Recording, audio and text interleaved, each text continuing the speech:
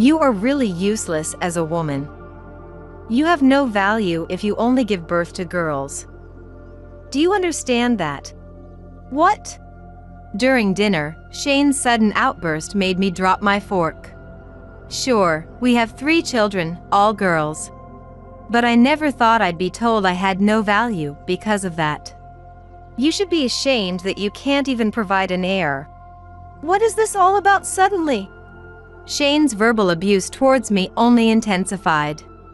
For Shane, the most important thing was for me to give birth to a boy, and that was all that mattered. At this point, there's nothing left but for you to leave. You should be grateful for all the care I've given you up until now. I don't recall you ever taking care of me. His one-sided accusations made me fight back. What are you talking about? You can live like this thanks to me. Don't get it twisted. Who's the one getting it twisted? I became a housewife because Shane insisted on it. He interprets everything to suit his convenience. That's the kind of man Shane is. If you think I have no value, what do you want me to do? Ideally, you would leave immediately, but that would be too harsh, so find somewhere to go by tomorrow before I get home. Honestly, I had been considering divorce, and maybe now was the time. By the way, I've already found someone who can give me a son. 6 months later, the woman Shane mentioned gave birth. Why are you calling me? The baby's arm. Shane was at a loss for words, filled with despair. Sensing his despair, I started my revenge. My name is Sabrina, a 42-year-old housewife. I live with my husband, Shane, and our 3 daughters. I was thinking of starting work next month. What? Why? There's no need for that. We can't afford extracurricular activities at this rate, right? That's unnecessary. I just want to let them do what they love. And I can earn the money for that, so it's no problem, right? I pressed on for our daughter's sake. But Shane refused to agree. Moreover, Shane started asking me to take care of his parents. My dad is getting old, so you need to visit regularly to take care of them. Wait a minute. The kids are still young. I can't go there often. So you're saying you don't care what happens to my dad? I'm not saying that. I'm just saying it's physically hard. You should go instead. Shane began shouting. You should just do as you're told and not talk back. Don't raise your voice so much. You're scaring the kids. So what? That doesn't matter. The kids, terrified by Shane's attitude, started crying. Instead of comforting them, Shane grew more irritated. Shut them up. They're too noisy. It's your fault they're crying. Don't talk like that. Ignoring me, Shane stormed out of the house. It started after our first child was born. Shane had wanted a boy ever since we got married. After the second and third girls were born, Shane lost interest. He kept saying he needed an heir. But Shane's family is just a regular family. This situation was because of his parents' influence. What, a girl? These were the words Shane's parents said when they first saw our daughter. I'll never forget that shock. Since that day, I have disliked my in-laws. But that wasn't all. I heard from Shane that you'd help take care of us? I told him it would be difficult with the kids. They're just girls, right? You promised, so you need to come.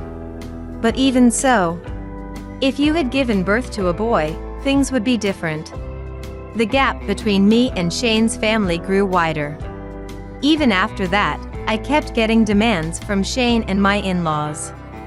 Eventually, I found some time and went to my in-laws' house. I left the kids with a friend. Unfortunately, my in-laws' house is only a 15-minute drive away. Sabrina, welcome. You finally made it. Come on in. Yes. Veronica, my mother-in-law, welcomed me warmly. "Here, have some snacks." A friend gave them to me. Thank you. Nothing strange happened, and I enjoyed my time there. 2 hours passed at my in-laws' house. "Oh, you're here." "Yes, just visiting." My father-in-law, Todd, returned home. "Well, Veronica, shall we?" "Yes." Then Veronica stood up and said something surprising. "You've enjoyed yourself enough, right? Now it's time to work." "What do you mean?" "Just what I said. You came here to help us today." Veronica then treated me like the housekeeper. I had to do cleaning, laundry, and even cooking. Shane said it was caregiving, but they seemed quite healthy to me. Next, it was Todd's turn. "Sabrina, can you help me with something?" "What is it?" "Can you wash my back?" "What?" "My shoulder hurts a bit." "Please." This was sexual harassment. Wanting to go home quickly, I decided to comply. But Todd's request wasn't that simple. "Why are you still dressed?" "Washing your back doesn't require undressing." "Of course it does. Take your clothes off." "I can't do that." We argued for a while until Veronica came in. "What are you doing?" "Todd asked me to undress." "Did he say that?" Todd quickly turned the tables on me. "Do you think I'd say that?" "She tried to seduce me." "What?" "I didn't think you were that terrible. Trying to seduce Todd because your husband ignores you." "I didn't do that." But my words weren't believed, and I was blamed. In the end, I was sent home. I picked up the kids and returned home to find Shane waiting. "It seems you caused quite a scene." I quickly realized what Shane was talking about. "That's a misunderstanding. Why did I marry such a woman? That's not true." Making excuses at this point is embarrassing. No matter what I said, Shane wouldn't listen. In the end, Shane kept blaming me and then said something troubling. "If you're going to do that, you won't mind me doing the same, right?" "What are you talking about?" "That's none of your business." With that, Shane laughed and went to the bedroom. I went to the kids' room to put them to bed. Shane came back and said, "Go to my parents' place again next week. They asked for you." "After what happened?" "Exactly. Go apologize." "Now, I'm going to bed." I stared at my daughters, unsure of what to do. I didn't want to go back to my in-laws' house. After what happened, I couldn't understand why they wanted me back. But fearing what might happen if I didn't go, I decided to go. The following week, I left the kids with a friend and went to my in-laws' house. "We've been waiting." "We'll forget about last time." "What?" "There's a lot to do today. If you help with everything, it'll be fine." I thought it was a small price to pay to end things. But it was part of Veronica's plan. "Got it. Come with me." Veronica led me to a room that seemed like a storage area. Though I'd been to their house before, I didn't know this room existed. "Please organize and clean this room." With that, Veronica locked the door. "What are you doing?" "To make sure you don't escape. I'll let you out when you're done." "Good luck." The room was about 125 square feet, filled with cardboard boxes and other clutter. I got to work immediately, trying to clean up as quickly as possible. After about an hour, I checked my smartphone and saw the time. I decided to take a short break and sat down. Why did Shane marry a woman like her, anyway? Well, she does have a pretty face. If only she had given us a boy. Todd, that's all you ever talk about. It's annoying. Yeah. Anyway, we should use her as much as we can. I clenched my fists. I knew they didn't think highly of me, but hearing such awful thoughts made me furious.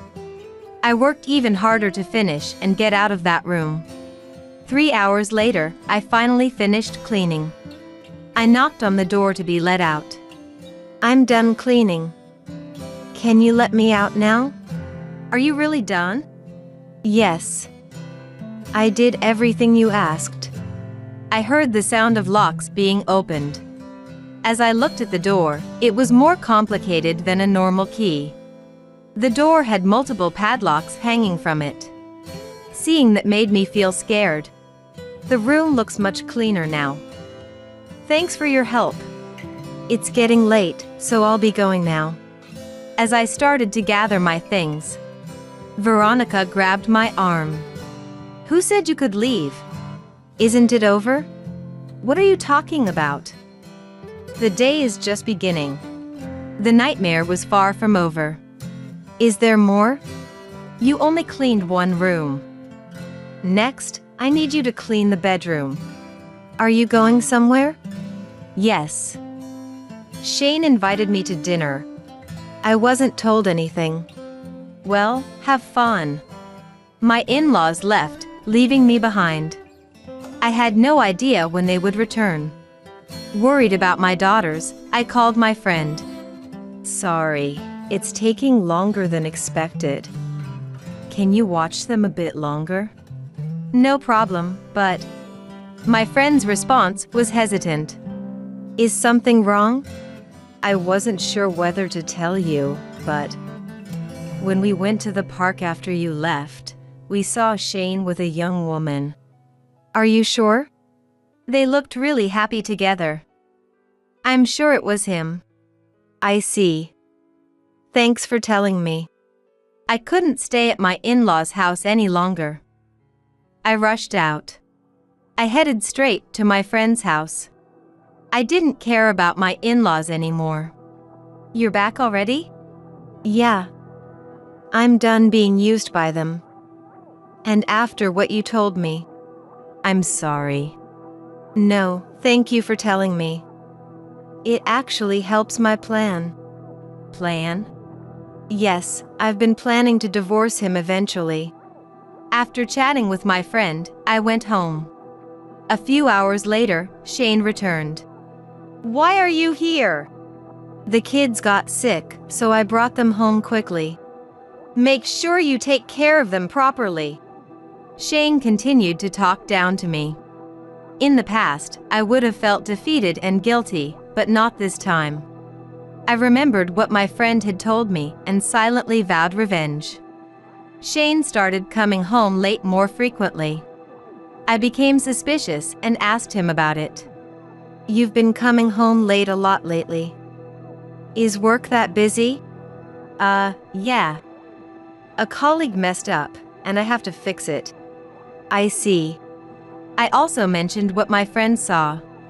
"By the way, my friend said she saw you at the park with a young woman." "Park? I wouldn't go to that big park. There's no reason to." "You're right. It must have been a mistake. Sorry for asking something weird." "Seriously. Don't ask stupid questions. I'm busy." But Shane made a mistake. From that conversation, I was sure Shane had been at the park.